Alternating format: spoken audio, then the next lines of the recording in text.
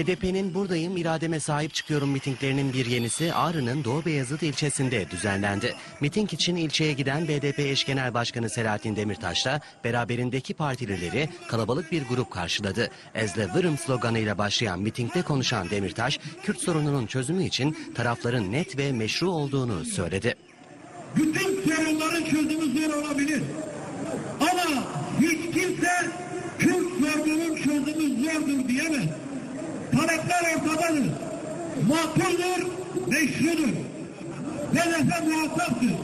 BDP ile oturup hangi hakkı, hukuku anayasada, yasada nasıl düzenleyeceğinizi konuşacaksınız.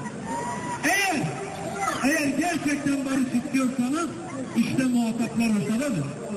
Talepler bu ülkeyi bölecek talepler değil.